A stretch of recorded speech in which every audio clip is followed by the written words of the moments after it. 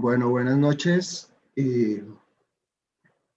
Para esta noche de trasplantes hemos escogido un tema que eventualmente no es muy conocido dentro del gremio y es básicamente para hablar de los fundamentos de la prescripción del ejercicio. Cuando pensamos en ejercicio y en deporte, generalmente pensamos en deportes competitivos, como por ejemplo cuando James hizo el gol contra Uruguay en el Mundial de Fútbol, o cuando Egan Bernal ganó el Tour de Francia. O otro ejemplo de esto es el único hombre que es sub 2 en la maratón, que es Kipchoge. Y pensamos también en cosas gigantescas como 60.000 corredores en la maratón de Nueva York pasando el Berrazano en un frío terrible el primer domingo de noviembre. Pero eso no es solamente el ejercicio también lo hacen personas solas de todas las edades en múltiples sitios. Un ejemplo de eso es un invento colombiano y bogotano que es la ciclovía, donde la gente sale a hacer algo de ejercicio, la mayoría de las veces sin ningún tipo de conocimiento ni de supervisión. Pero el ejercicio no es solamente para la gente sana. El ejercicio también está indicado en pacientes. Un ejemplo de esto son los pacientes de cáncer, por ejemplo. Independiente de la edad, ¿sí? Por ejemplo, estos son pacientes de Alzheimer siendo manejados con ejercicio. O pacientes como estos, que ahora están muy de moda, que son pacientes de COVID en las habitaciones de los hospitales, con desacondicionamiento absolutamente dramático. Entonces, la razón de esto es pensar en que el ejercicio, así como otras cosas que mejoran la calidad de vida de la gente y como otras cosas que nos ayudan a tener eventualmente una vejez mejor, ¿sí? Hay que ofrecérselo no solamente a la gente sana, no solamente a los que hacen cosas competitivas, sino también a los enfermos. Para mí es muy placentero presentar al doctor John Duperly. Doctor Duperly es egresado de médico de la Universidad del Rosario, egresado de internista de la Universidad del Rosario. Hizo un PhD en Colonia, en Alemania, en ciencias del deporte. Es algo bien interesante. Actualmente es el director del Instituto del Ejercicio y de Rehabilitación de la Fundación Santa Fe de Bogotá, aquí en Bogotá, y es profesor de la Universidad de los Andes. Entonces le damos la bienvenida, doctor Duperly, y queremos aprender bastante de este punto que es, por lo menos desde el punto de vista mío, muy importante. Gracias. Gracias, doctor Gómez, y gracias a los asistentes y a todas las personas interesadas en el tema por darme esta oportunidad. Gracias a Dios por permitirme también compartir algunas de estas ideas con ustedes.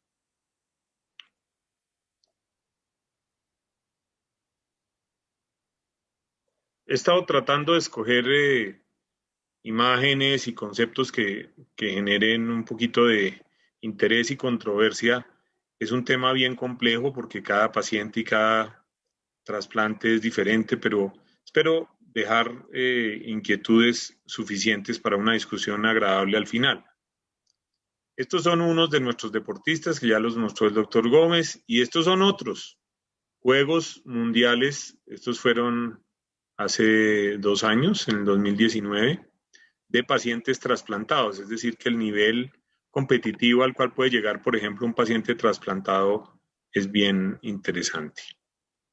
Comencemos con algunos datos fuertes. La revista Lancet publica en el 2012 Strong Evidence, evidencia fuerte, de reducción de mortalidad total, coronaria, hipertensión, stroke, síndrome metabólico, diabetes 2, cáncer de seno, de colon, depresión, caídas, fitness cardiovascular, fitness respiratorio, composición corporal, salud ósea, salud cognitiva, salud funcional. Eso es lo que tenemos de la evidencia de esa época hacia atrás. Evidencia fuerte quiere decir bien sustentado en estudios bien diseñados. Scientific American se atreve a hacer un editorial sobre el rol del ejercicio en el proceso evolutivo, donde parece que ha jugado un papel fundamental. Muchas de nuestras funciones se desarrollaron gracias y para el ejercicio en el desarrollo de la humanidad. Y un resumen rápido de relación dosis-efecto y los beneficios. Riesgo total sería 1 acá 100% de mortalidad total, y vemos que solo con 1 o 2 horas a la semana las cosas mejoran. Y si yo logro hacer 1 hora diaria, que sería como el ideal, estoy protegido en un 20, 30%, para diabetes casi el 40%, contra estas enfermedades crónicas no transmisibles que matan a la mitad de la humanidad. El VO2, los que les gusta el ejercicio lo han oído hasta la saciedad, por supuesto los cardiólogos y los neumólogos, es la capacidad máxima de consumir ejercicio y se avisa como un paradigma básico en una revisión médica porque logra integrar muchos órganos y sistemas. El consumo de oxígeno necesita que funcione bien el capilar, la mitocondria, el pulmón, el cerebro, los sistemas neurohormonales, la piel, y es una forma de medir cómo está funcionando todo el sistema y es relativamente fácil de medir, por ejemplo, con una prueba de esfuerzo. Como mínimo integra la función pulmonar, la función muscular, los glóbulos rojos y todo el sistema hematológico y por supuesto la función cardíaca. ¿Para qué se utiliza el oxígeno? Fundamentalmente el oxígeno tiene que llegar a cada mitocondria de cada célula para producir energía por la vía aeróbica, eliminar CO2 y agua y grandes cantidades de ATP, por ejemplo, para una molécula de un ácido graso, más de 140 moléculas de ATP, para una glucosa 38 ATPs. Los dos combustibles básicos, ocasionalmente se utilizan proteínas, pero rara vez como combustible. Ese es el sentido de toda esta bioenergética del organismo, captar oxígeno, transportarlo, entregarlo a la mitocondria. Y esto se puede medir, estas son las curvas clásicas de consumo de oxígeno, captación de oxígeno máximo. Cuando la captación alcanza este plató, esta meseta, decimos que llegamos al máximo. Aunque yo le dé más duro, aunque vaya más rápido, no puedo captar más oxígeno. Ese es el famoso VO2 máximo. Y es una medida como una calificación del nivel de fitness de un paciente o de un ser humano. Y hay tablas. Estas tablas, por ejemplo, les dejan ver a ustedes quién está excelente, regular, bien, mal. Y cada vez la gente recreativa busca saber cuánto es su VO2. Los relojes Polar, Garmin calculan el VO2 con base fundamentalmente en la frecuencia cardíaca basal en reposo por una relación indirecta con la vagotonía. Y ven que hay gente que está en buena, regular y mala condición física y eso tiene consecuencias para la salud. Por supuesto va en decremento con la edad. Entonces cada uno puede ubicarse ahí donde está y donde tiene su VO2. Eso debería uno echarle una miradita por lo menos una vez al año a ver dónde está el VO2.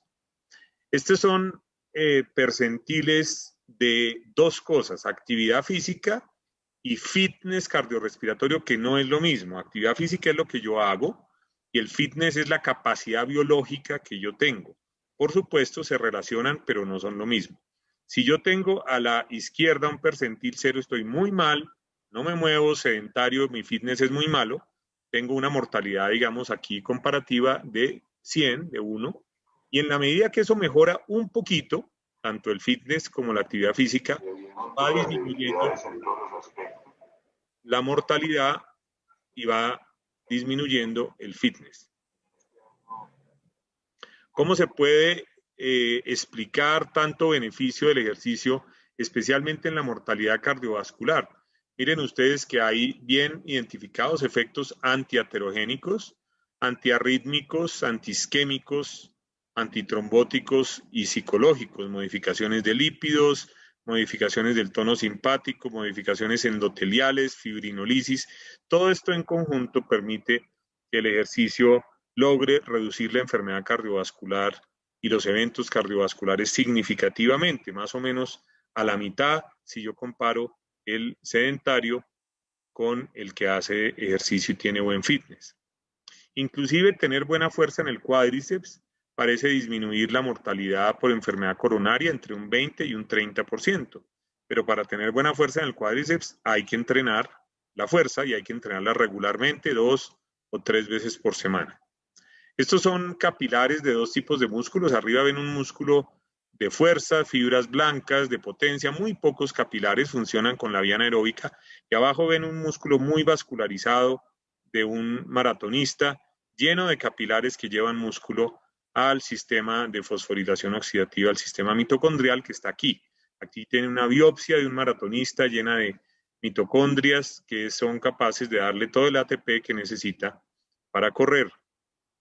Y aquí hay un trabajo experimental fascinante. Con solo 2 semanas de entrenar raticas, 4 semanas en este caso, el grupo control, miren el LI de light y HI de high exercise, pueden casi duplicar la cantidad de capilares por milímetro cuadrado. Este concepto de capilarización y mayor densidad capilar es muy importante a nivel cardíaco, pero muy especialmente para nuestros pacientes a nivel periférico de los músculos que utilizamos. Y se logra en relativo poco tiempo, depende de la intensidad y de la duración del ejercicio. Hay artículos clásicos que seguramente muchos de los cirujanos presentes conocen, como que el fitness y la actividad física preoperatoria son predictores independientes de la recuperación en el posoperatorio de cirugía abdominal mayor programada que está cerca de muchos de los procesos de trasplante. Esto es 2013, si no estoy mal, y en esta revista de gastroenterología del 2019 se concibe ya la prehabilitación como una disciplina esencial para prevenir complicaciones pulmonares y morbilidad general en pacientes sometidos a cirugía abdominal mayor. Cuando miramos un paciente con falla cardíaca y cambiamos este cuadrante, le ponemos un corazón nuevo con buena función ventricular, a veces se nos olvida que la reducción en la reserva pulmonar tenemos que irla corrigiendo progresivamente, músculos respiratorios, alteraciones ventilación, perfusión de muchos años, sobre todo disfunción endotelial, anemia, a veces factores nutricionales, obesidad, regulación autonómica alterada y un músculo esquelético muy alterado, densidad capilar disminuida, grasa intermuscular, migración de fibras, desviación a fibras tipo 2, anaeróbicas, muy generadoras de lactato, disfunción mitocondrial y diferentes cambios bioquímicos que disminuyen la capacidad oxidativa y la microcirculación. Es la situación cuando se trasplanta a un paciente cardíaco. Ahora, ¿cuál es la evidencia en trasplante cardíaco? En trasplante cardíaco es relativamente buena. Esto es de la colaboración Cochrane y ustedes ven aquí una mejoría franca en total de no mucho, 2.5 mililitros por kilo por minuto, un MET más o menos es lo que muestran la mayoría de los estudios si se compara los pacientes control con los grupos de ejercicio. Vamos a ver, en algunos ya no es tan evidente. Los efectos del ejercicio pues son entonces aumentar la masa magra, el consumo de oxígeno, la fuerza, el esfuerzo percibido disminuido, disminución del esfuerzo percibido, control de factores de riesgo, especialmente presión arterial y perfil lipídico, y por supuesto mejoría en la calidad de vida. Esta es una foto que me encanta del profesor Hoppeler, un suizo que se ha dedicado a hacer biopsias de todas las adaptaciones al ejercicio. Aquí ven un glóbulo rojo, un capilar, que está muy cerca de las formaciones mitocondriales a donde debe llegar. Y hay una correlación muy estrecha entre la cantidad de mitocondrias y la cantidad de capilares. Esto se puede ver en estas biopsias, donde el volumen total mitocondrial, que es el número de mitocondrias multiplicado por el área mitocondrial, se correlaciona bastante bien en sanos y en enfermos con el número de capilares por milímetro cuadrado. Este es el comportamiento de un corazón denervado, de trasplante cardíaco. Sabemos algunas cosas, por ejemplo, que no hay angina, que hay un aumento en la frecuencia cardíaca en reposo, que está atenuada la respuesta a la vasodilatación y a la hipovolemia.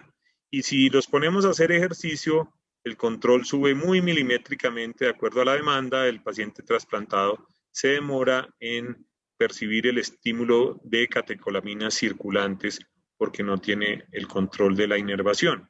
Aquí un ejemplo de mujeres trasplantadas, preentrenamiento, 300 metros en caminata de 6 minutos. Aquí mejoran en el postentrenamiento, pero deberían llegar acá y algún día lo lograrán si siguen entrenando a sus pares no trasplantadas. Aquí nuevamente una correlación muy estrecha entre el consumo de oxígeno pretrasplante y el consumo de oxígeno post-trasplante. Es decir, entre mejor podamos llevar a los pacientes pretrasplante desde el punto de vista de fitness, capacidad cardiopulmonar, también mejores van a ser los resultados post-trasplante, aunque por supuesto se puede modificar mucho más allá una vez se ha corregido la deficiencia cardíaca. ¿Cuántas sesiones se necesitan? Muchas. Hay trabajos especialmente en rehabilitación cardíaca que el punto de corte lo ponen en 36 sesiones, eso es más o menos 3 o 4 meses. En este trabajo mostraron que el punto crítico era más o menos de 18 sesiones. 18 sesiones depende de la frecuencia, podrían ser 6 semanas, depende de cómo se organice, pero parece que por lo menos 18 sesiones se necesitan para llevar a un nivel decente el consumo de oxígeno. Y aquí dos ex atletas, este es un triatleta de nivel internacional que perdió su corazón por una falla cardíaca y recupera toda su capacidad. Miren lo importante que es la periferia, muy rápido, a los 10 meses y aquí a los 36 meses está a niveles superiores de competencia en triatlón porque tenía una periferia muy bien entrenada y se reemplazó la bomba. Aquí un ciclista que todavía no ha alcanzado a los 32 meses a llegar al nivel precompetitivo, pero estos son niveles de consumo de oxígeno que ya quisiera tener cualquiera de nosotros no trasplantados, el producto de un entrenamiento de muchos años y de muchas horas en el área aeróbica. En esta revisión sistemática hay beneficios para el ejercicio, pero son beneficios pequeños en trasplante cardíaco, en trasplante renal, en trasplante pulmonar, muy pocos beneficios, más difícil. En total tenemos pequeños beneficios y no está todavía claro, según esta conclusión, la mejoría en desenlaces duros cardiovasculares. ¿A qué se debe esta incertidumbre? Primero que hacen falta estudios más grandes y sobre todo a la gran heterogeneidad de los tipos de estudios, no solo de los tipos de trasplantes, sino de las dosis de ejercicio a las cuales sometemos a los pacientes. Aquí, por ejemplo, hay diferencias gigantescas en la duración de los programas, en el nivel de supervisión, en el tiempo de inicio del primer mes, antes del primer año, los primeros 6 meses, y hay una cantidad de riesgos de sesgos a la hora de plantear los estudios y por eso los metaanálisis y las revisiones sistemáticas no arrojan resultados tan alentadores. En el paciente hepático tenemos todo tipo de limitaciones, anemia, cambios en el metabolismo, sarcopenia, los mismos betabloqueadores, factores psicosociales que limitan al paciente hepático y podríamos ponerlo en una cadena desde la mitocondria hasta la captación de oxígeno donde hay problemas. Hay problemas con el síndrome hepatopulmonar, con hidrotórax y líquido intersticial pulmonar, con hipertensión portal, con anemia, con cardiomiopatía cirrótica, y ya dijimos betabloqueadores, desacondicionamiento, malnutrición, caquexia, que terminan todos alterando esta cadena de captación y entrega de oxígeno, que es lo que permite un buen nivel de ejercicio, y es todo un reto tratar de ayudarle a estos pacientes antes y después del trasplante. Aquí tenemos 3 clasificaciones de Child, con 75% del VO2 predicho para el A y un poco menos, hasta 50% para el Child C. Vemos cómo la severidad de la enfermedad altera el VO2 predicho para estos pacientes. La conclusión de este artículo de revisión es que el ejercicio mejora los componentes claves de la fragilidad, la funcionalidad, la capacidad aeróbica, la sarcopenia y la calidad de vida, pero todavía no estamos seguros de las dosis apropiadas, no hay información suficientemente conclusiva sobre la intensidad y la duración del ejercicio para llevar a estos pacientes al mejor punto. En trasplante pulmonar ustedes ven la palabra ejercicio desde la evaluación pretrasplante y a través de todo el proceso de rehabilitación hasta llegar a lo que llamaríamos prescripción de actividad física ya en la vida corriente, para volver a las actividades de la vida deportiva o la vida recreativa normal. El ejercicio hace parte fundamental de este proceso. También tenemos ya telerehabilitación y algunos pequeños estudios muestran resultados interesantes como incrementos en la distancia en la caminata de 6 minutos, incrementos significativos, pequeños grupos, incrementos en el número de pasos diarios que los dispositivos electrónicos nos ayudan a dar como un mecanismo objetivo de evaluar los progresos del paciente en telerehabilitación. En la enfermedad renal, una miradita general, hay evidencia para mejoría en fitness, en fuerza muscular y en calidad de vida.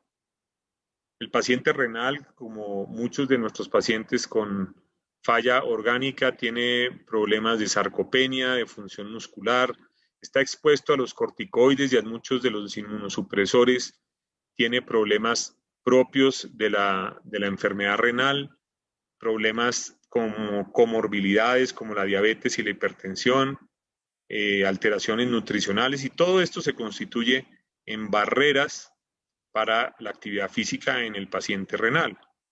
La mayoría de ustedes saben que el paciente trasplantado llega mucho menos a falla cardíaca a los 36 meses que el paciente en hemodiálisis o en diálisis peritoneal.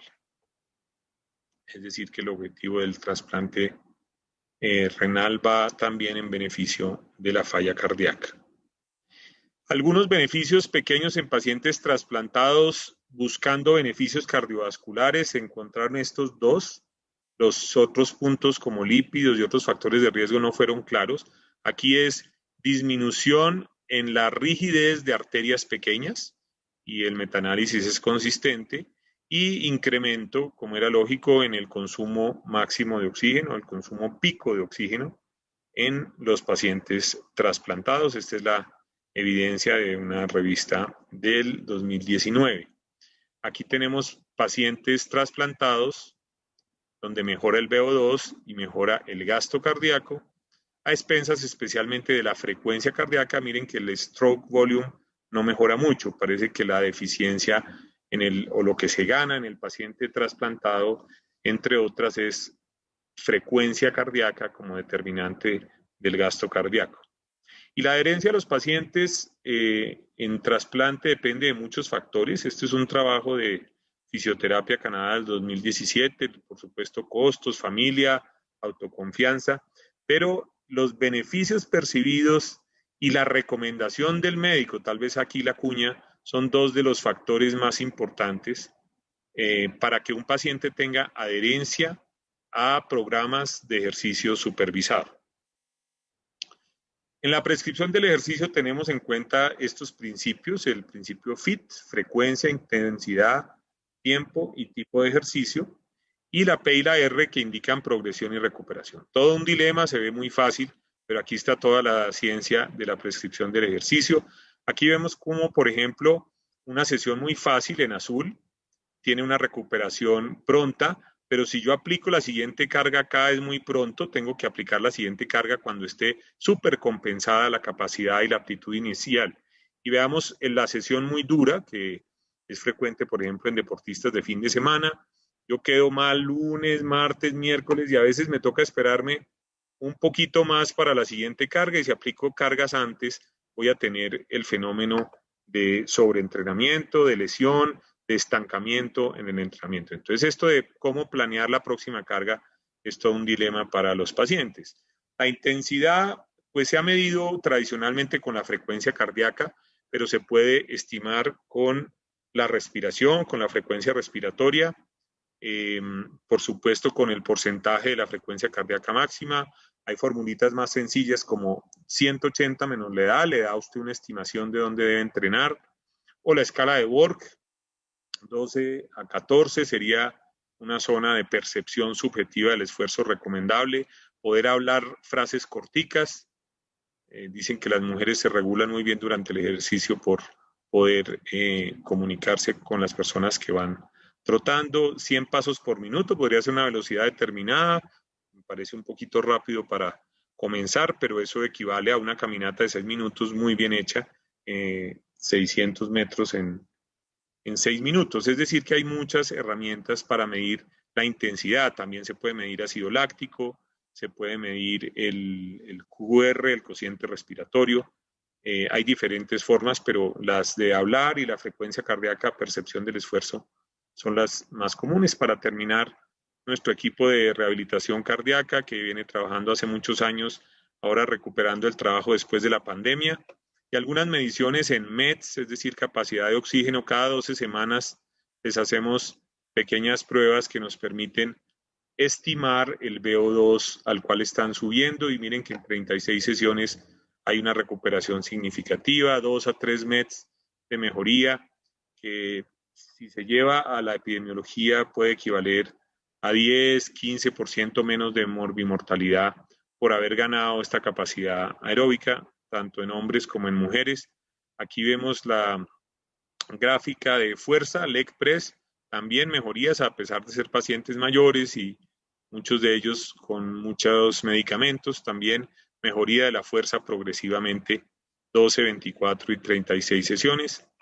Este es un libro que algunos de ustedes ya conocen, que se consigue fácilmente por internet, donde tratamos de plasmar con Felipe algunos de los principios básicos de la prescripción del ejercicio hace un par de años.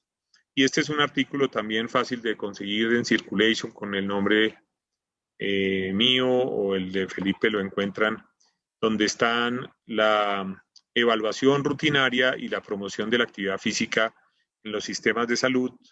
Es un statement de Circulation. Muchas gracias por la atención. 30 minutos, doctor Germán, como le prometí, y a sus órdenes para las inquietudes, comentarios. Les agradezco mucho la atención.